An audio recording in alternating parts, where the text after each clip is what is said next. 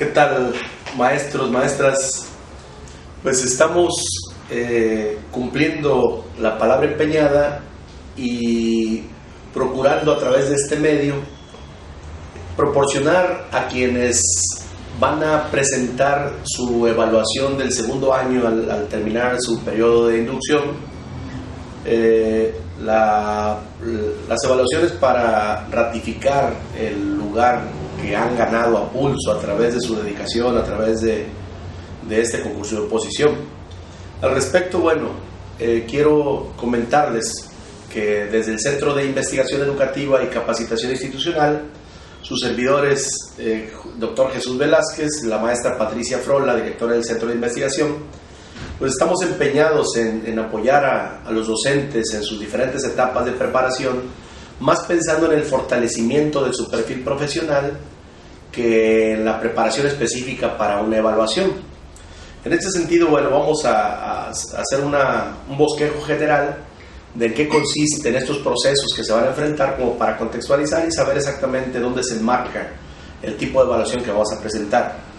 Deben saber ustedes que cuando inició este proceso de evaluación del desempeño, se determinó que existieran varias etapas que en realidad son instrumentos de evaluación para tratar de verificar a través de ellos el nivel de logro que se tiene de los indicadores que marca un perfil profesional definido también a raíz de la publicación de la Ley General del Servicio Profesional Docente. En este sentido, para los docentes se establecieron como etapas de la evaluación un informe de cumplimiento de responsabilidades profesionales, un expediente de evidencias de enseñanza, un examen de conocimientos y competencias didácticas y adicionalmente una planeación didáctica argumentada. Esto en el caso de los docentes. En el caso de los directivos, no se les había establecido el cumplimiento de un informe, la elaboración de un informe de cumplimiento de responsabilidades, pero sí en cambio un expediente de evidencias de la función de dirección y una ruta de mejora argumentada y el examen de conocimientos y habilidades directivas también. Los ATPs, no hay precedente en la evaluación, no habían participado en una evaluación anterior. Los supervisores se les había establecido la elaboración de un plan de trabajo argumentado también.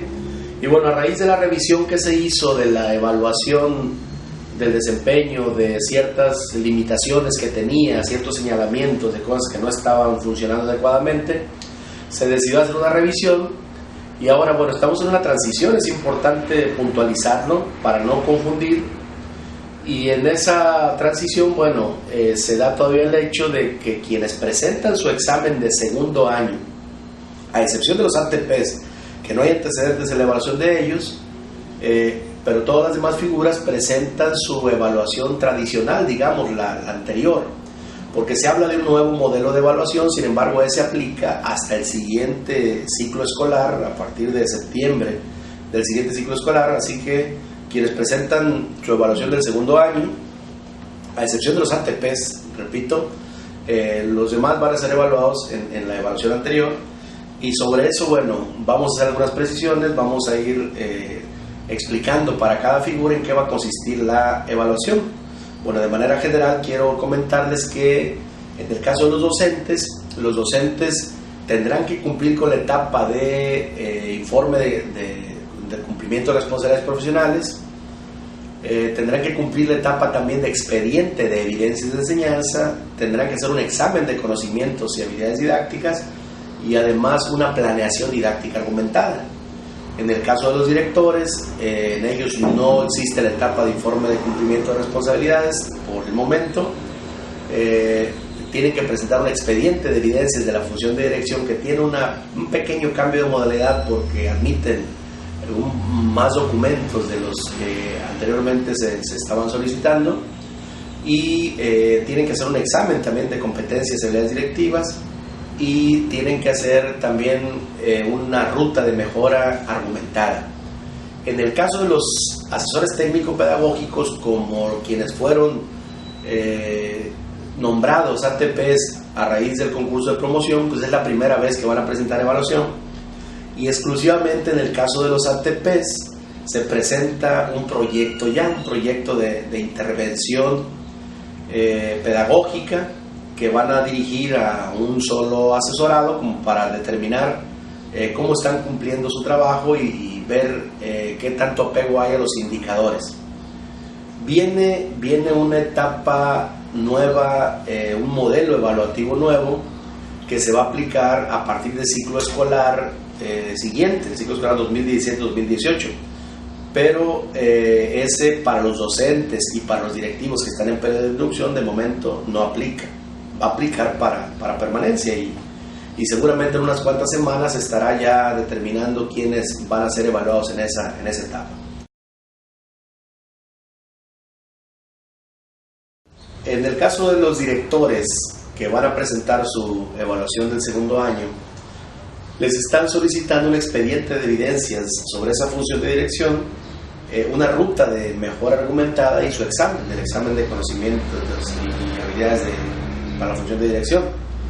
En el caso del expediente de evidencias, este va a estar constituido por 5 documentos.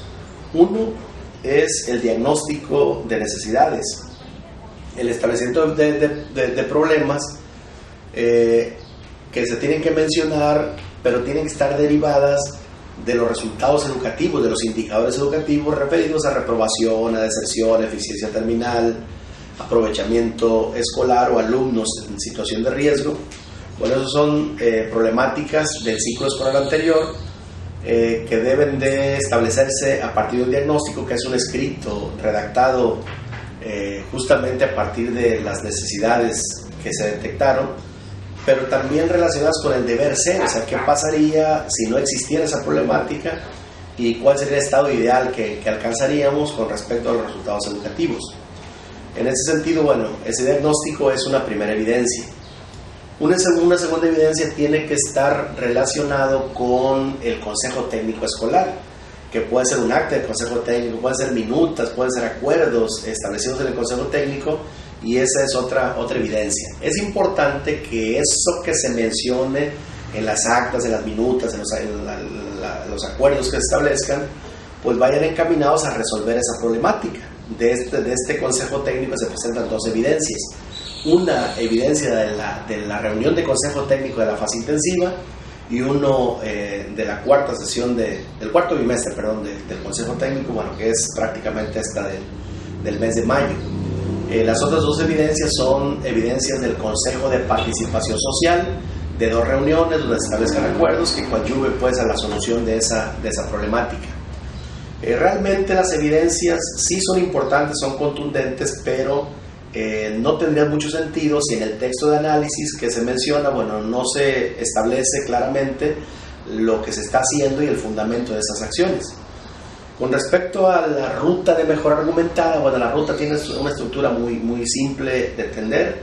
En el primer punto se abarca el contexto interno externo de la escuela, mencionando los aspectos específicos relacionados con el contexto, tanto de la comunidad en donde se inserta la escuela, como el contexto interno, donde tenemos que hablar, bueno, del personal, de la planta física, brevemente, de los programas que operan en la escuela, del ambiente que se vive en el aula, de los perfiles profesionales de los docentes. Eso en un primer momento.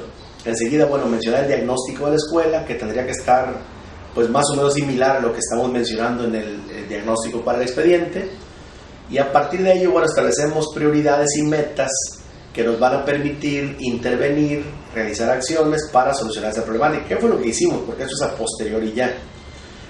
Acciones para atender esas prioridades y acciones para el seguimiento de esas prioridades. Y finalmente, bueno, la estrategia general de evaluación de los resultados de la gestión directiva. En eso consiste la estructura de la ruta de mejora. Y bueno, tiene que haber una concatenación así muy clara de los diferentes elementos, de manera pues que podamos establecer en un determinado momento la relación que existe entre ellos. Por ejemplo, yo voy a tomar acciones relacionadas con lo que estoy describiendo en el contexto. Voy a dar seguimiento de acuerdo a lo que establecimos como metas para el plantel, ¿sí? Voy a atender esas prioridades acorde a lo que me dicen las tendencias actuales de la educación. Todo eso es importante porque esa estructuración de esta ruta de mejora argumentada me va a facilitar el proceso de argumentación, que es de lo que vamos a hablar un poquito más adelante, ¿sí? Entonces hay que estructurar muy bien esa ruta de mejora siguiendo estrictamente lo que establece la guía académica para la elaboración de la ruta de mejora argumentada. Si se fijan ustedes, no nos vamos a meter de momento nada con teoría, no nos vamos a meter nada con fundamentación, es exclusivamente la estructura de la ruta de mejora de acuerdo a lo que dice la guía académica. Una parte fundamental de lo que vamos a presentar como tareas evaluativas, pues es el texto de análisis o la argumentación, en algunos casos, de lo que estamos realizando como evidencias, como elementos o etapas de la evaluación del desempeño. Es importante precisar que lo que se está solicitando como texto de análisis pues es tratar de dar evidencias, dar elementos a un organismo evaluador para ver qué tanta claridad tenemos en las acciones que estamos realizando, en su fundamento y en la estructura y el impacto que tienen en los diferentes momentos. Bueno, algunos consejos para realizar un texto de argumentación. Bueno, primero es importante precisar que esa es una argumentación, es un texto no abierto, no de acuerdo a lo que cada quien quiera poner, no. Es un texto que está regido por enunciados guía, que son elementos que nos van a cuestionar acerca de la justificación de las acciones. Y bueno, esos enunciados guía principalmente lo que pretenden ver es la justificación, la fundamentación y el análisis que hacemos de las actividades que realizamos y su relación con los demás elementos, bueno, que están estructurados, que forman parte del elemento que estamos presentando, ya es un proyecto de intervención o una ruta de mejora o una planeación didáctica argumentada, que es lo que me están solicitando. Bueno, es importante tomar en cuenta que cuando leemos un enunciado guía, ese enunciado guía nos pregunta, nos cuestiona sobre un aspecto específico de nuestro hacer. Por ejemplo, a un docente le pueden preguntar de qué manera relacionó los aprendizajes esperados con el nuevo conocimiento que deberían aprender los educandos. A un director le pueden preguntar qué relación existe entre las acciones de su ruta de mejora con los objetivos o con el contexto escolar. A un ATP le cuestionan acerca también de las acciones que está realizando con el diagnóstico de necesidades o con el problema que está atacando. Bueno, es importante entonces, en un primer plano, hablar de esas acciones, hablar de lo que estamos haciendo, de lo que vemos, de lo que nos consta.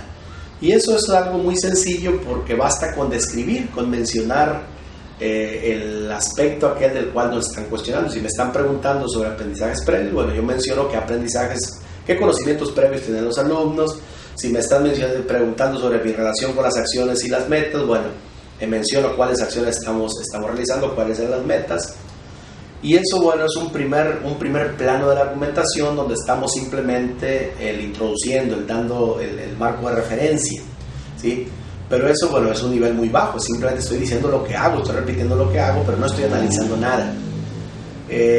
Un segundo elemento para el análisis tiene que ver con la fundamentación de lo que hago, es decir, no basta con hacer las cosas y estar convencidos de que son las apropiadas, de que están bien elaboradas, no, hay que fundamentar ese hacer y hay que tener claridad de por qué lo estamos haciendo. Y ese por qué, bueno, lo da un plan de trabajo, un plan de estudios, lo dan los propios programas, lo dan los documentos oficiales, lo da la investigación que se refiere, bueno, ya experiencias adquiridas.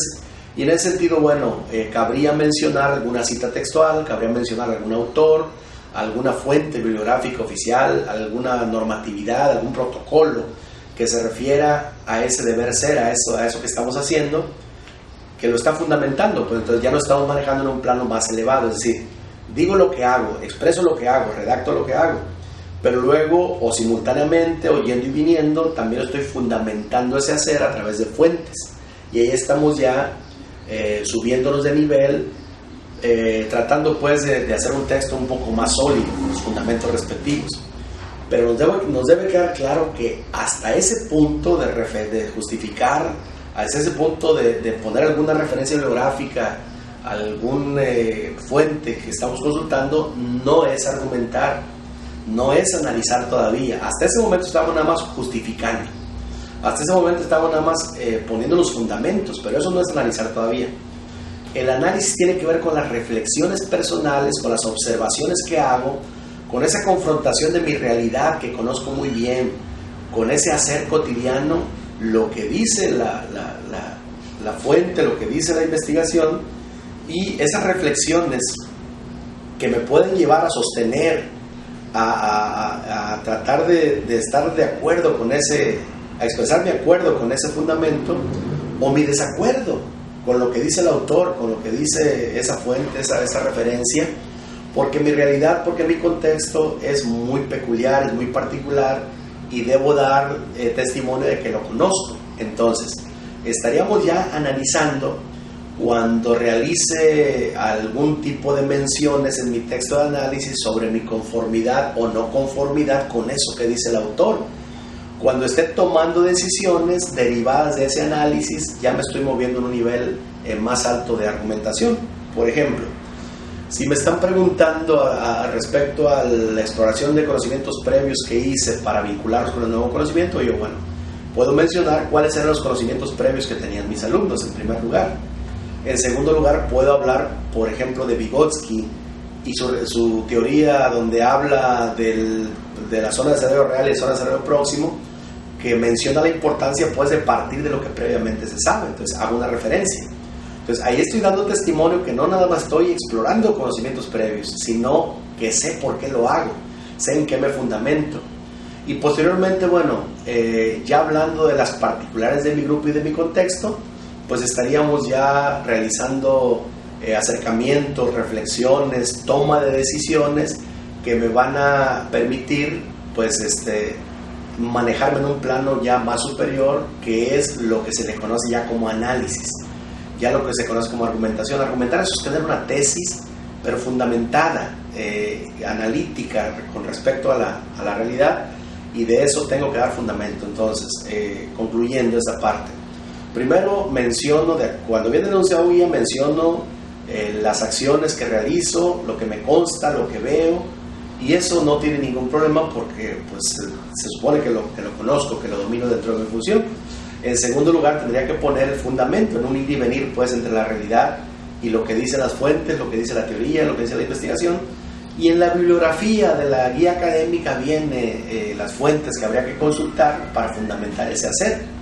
Y finalmente, lo que me va a dar la categoría de análisis es el que yo establezca relaciones de conformidad o no conformidad, de acuerdos o desacuerdos también con eso que dice la teoría, confrontándolo con mi realidad, con lo que yo conozco, con lo que sucede en la dinámica, y que me permiten una toma de decisiones más elevada, inclusive un plan B, en el caso de que no resulten las acciones iniciales, pero ya ese análisis me permite tomar decisiones, pero ya en un nivel más elevado. Bueno, eso es argumentar, eso es analizar, y en la medida que los enunciados guía que vienen como tareas evaluativas al momento de realizar ese texto de análisis, pues es lo que me va a permitir tener un texto sólido, que estoy mandando el mensaje de que hago ciertas acciones, de que las fundamento y de que reflexiono sobre ellas, y en caso necesario, bueno, echo mano de un plan B que me va a permitir atender adecuadamente la diversidad áulica, los problemas que se presenten,